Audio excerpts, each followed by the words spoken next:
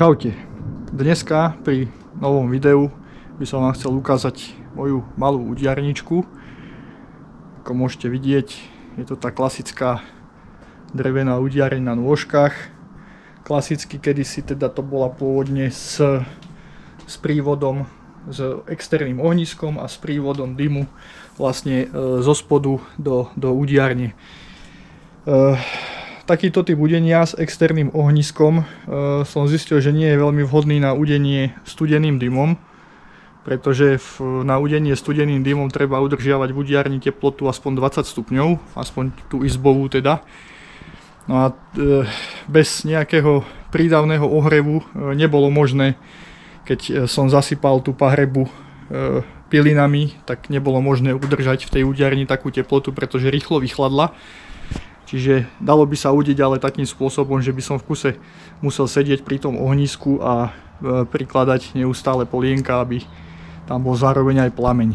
Takže som sa rozhodol, že si zaobstarám Dymbox, ten všetci poznáte. Klasický Dymbox na štiepku. Momentálne je tam zhruba do polovice. Idem vyskúšať prvýkrát udiť týmto spôsobom. Klasický Dymbox, ako poznáte, s vývodom dymu priamo do udiarne, s prídavným ventilátorčekom na 12 V, ktorý vlastne pomáha vháňať ten dym dnuka do udiarne. Aj keď som to testoval, tak nebolo ho treba zapínať, tá udiareň mala dobrý ťah, ale pre istotu bude zapnutý aspoň na slabší výkon, aby nám náhodou nezhasla štiepka. No a takýto Dymbox teda je vybavený riadiacou jednotkou, do ktorej je teda zapojený ventilátor, ktorý má samostatnú reguláciu otáčok na 12 V. No a samotný ohrev, topné teleso je teda zapojené na 220, s tým, že sa dá nastaviť vnútorná teplota. Ja to mám momentálne nastavené na 25 stupňov, už to takto beží asi pol hodinu. Ukážem vám prečo. Vo vnútri mám zavesené testovacie mäsko, sú tam jedny rebra a jedna bravčová panenka. Vyskúšame si teda, že ako sa nám to podarí, a podľa toho teda ešte vychytám nejaké muchy, prípadne niečo upravím alebo zlepším.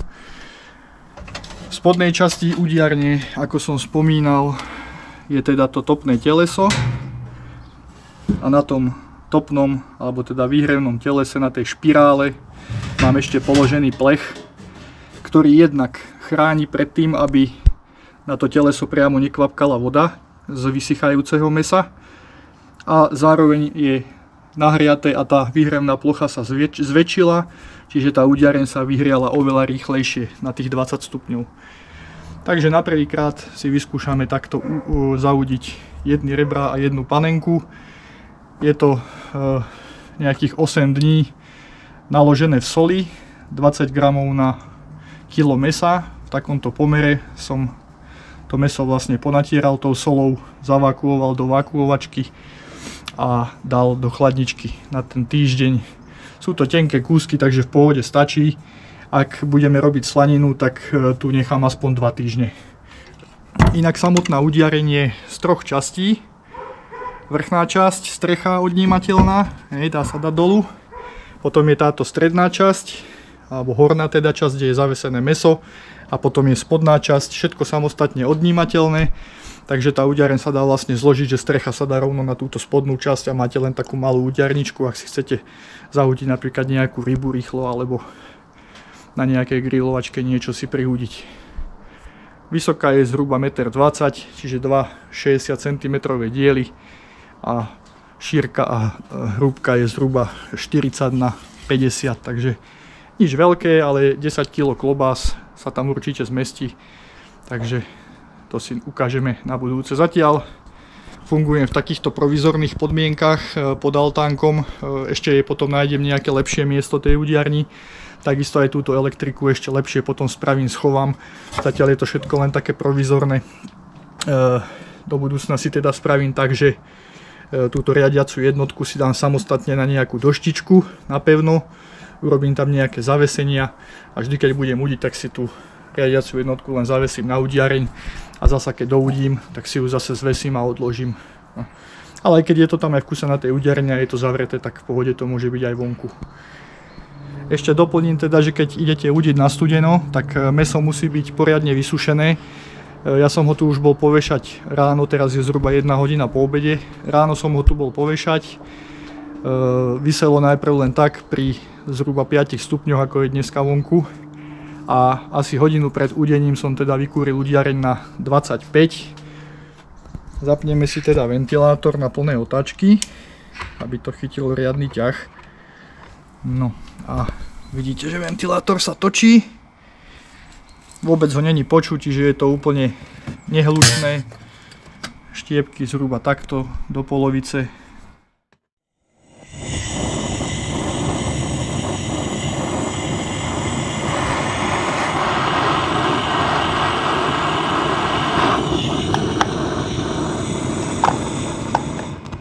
Takže horákom by to malo byť bez problémov. Toto si ešte ucháme, aby natadiaľto neunikal žiadny dym z môjho testovacieho udenia. V dymboxe zostala vlastne štiepka a tá trošku zvahla medzi časom za tie dni, čo som neudil. Takže som ju trošku musel premiešať s tou suchšou. No a vidíte, že už to teraz začalo pekne dymiť. Takže už by to malo byť OK. Udiareň má dobrý ťah. Pozrieme donútra. No, takže dymu je tu aj. Ja trošku na tom ventilátore, keď sa tá štiepka roztle, tak trošku uberiem, aby dymil len z takej polovičnou veľkosťou a uvidíme. Prídem teda pozrieť za nejaké 4 hodinky, 3-4 hodinky, že ako sa to má. Budem to sledovať z balkóna.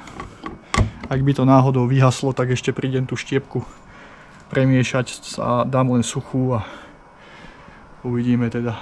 Držme palce. Vidíme sa o nejaké 3-4 hodinky. Asi po 15 minútach som sa k tomu musel znovu vrátiť. Hneď som prišiel na dve veci.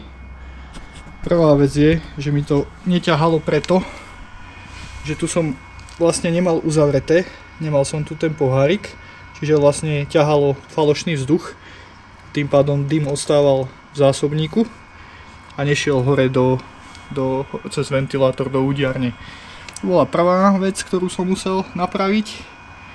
A druhá vec bola, že nasávanie dymu je vlastne cez tento otvor zo zásobníka, ale je to otvorené, čiže som to mal vlastne, ako som ja tam hádzal tú štiepku, tak sa mi toto tu upchalo tou štiepkou a vlastne ťažšie sa ťahalo tomu ventilátoru, takže vyčistil som to od štiepky a do budúcna budem musieť z druhej strany dať nejaké jemné sitko, aby mi štiepka vlastne nešla do dymovodu.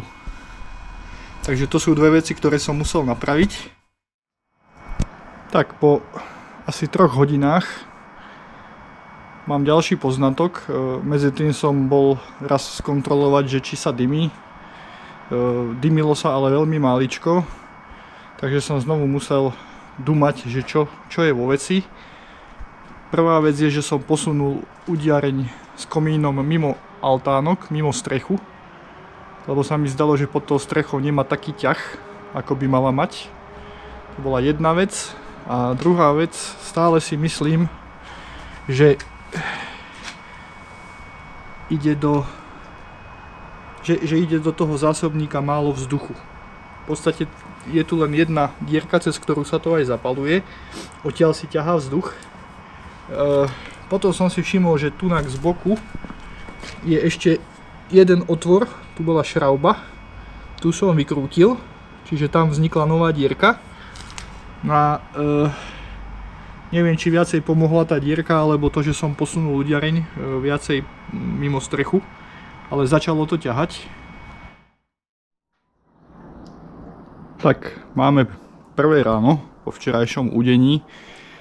Ináč tak sa to rozdymilo, že mi to bolo ľúto vypnúť po nejakých 4 hodinách, takže som to nechal bežať až do 9. večer. Takto zatiaľ vypadá mäsko. Už začína chytať miernučku takú farbu tmavšiu. Uvidíme, dneska sa to bude udiť znovu celý deň. Ideme zapáliť štiepku a budem to chodiť priebežne sledovať. Včera mi to už potom nezhaslo, takže zrejme pomohlo to, že som upchal pohárikom kondens a že som tu z tejto dierky vykrútil šraub a tým pádom to začalo ťahať vzduch a začalo to lepšie tlieť. Takže ináč v tom poháriku bolo večer zhruba do tretiny, skoro do polovice kondenzu nazrážaného, takže na moje počudovanie dosť. Myslel som, že to bude len pár kvapiek. Dobre, ideme to zapáliť a uvidíme ďalej.